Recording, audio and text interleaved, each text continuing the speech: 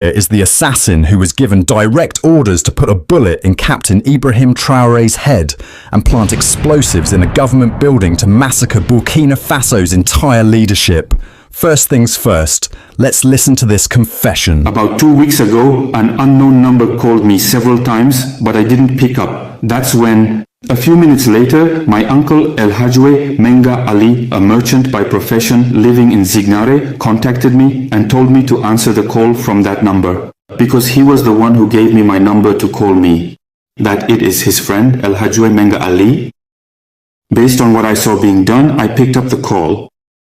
El Hajwe Menga Ali informed me that he wants to see me in a very legal capacity, so that we can see what time it is. I said, okay, I'll let you know. But 3 days later, the connection was established. And it was at the Pearl Field in Ouagadougou on the east side of the field. When I arrived, he greeted me and called a number, but it didn't go through. And the person started talking to me in these terms. How are you? I said, I'm fine. And in Ouagadougou, I said, everything is fine. Any news over there? I said, everything is fine. You know who it is? I said, honestly, I don't know who it is. Oh, really? Okay. It's Lieutenant Colonel Paul-Henri Sandauro Damibe on the phone. I said, okay, all my utmost respects to you. He then said, well, we will certainly talk with you at a later time, and our entire conversation ultimately ended right there on that. 2 or 3 days later, El Had Sakande contacted me again and told me that Lieutenant Colonel Paul-Henri Sandoro wanted to speak with me.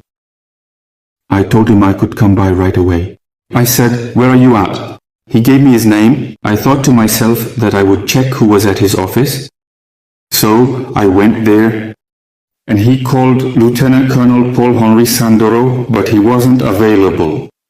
Then Lieutenant Colonel Paul-Henri Sandoro let me know that he's a soldier, just like us, like me, and he knows it's not easy. But you don't ask, but I have a task for you. That the commission will be available either tomorrow or the day after, with an adjutant named Maji, whom you can go see to collect it. I wanted to thank him very much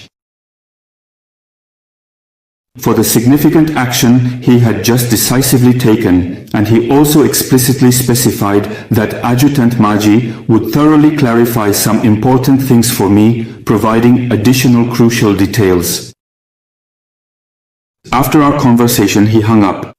That's when she then said she made it clear to me that this was a coup d'etat project.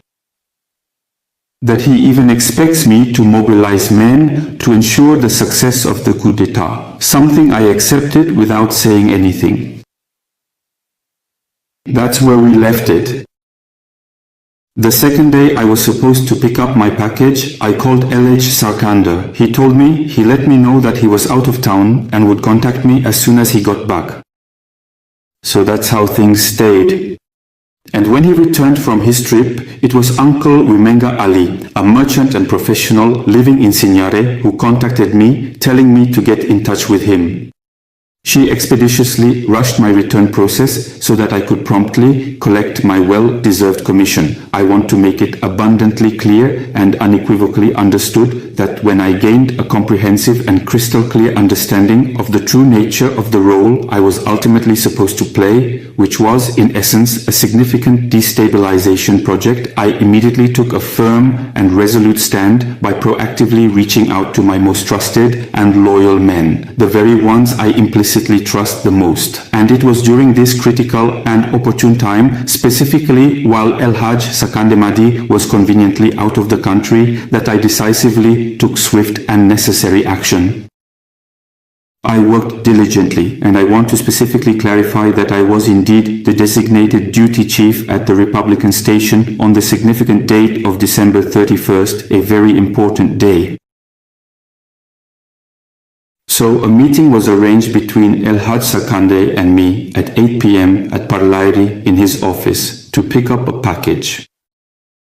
When I went to pick up the package, I took my vehicle along with 2 PKMs and ammunition. A lot of ammunition, 4 boxes of ammunition. Once on site, I was supposed to contact Lieutenant Colonel Paul-Henri Sandaro Damiba in order to take possession of my package and get all the specifics to understand. At the important meeting, it was precisely while I was patiently waiting for the crucial call that I was unexpectedly arrested with her, an event which significantly disrupted my entire life in the vibrant city of Paris, occurring around 10 o'clock in the evening. I offer my sincere regrets.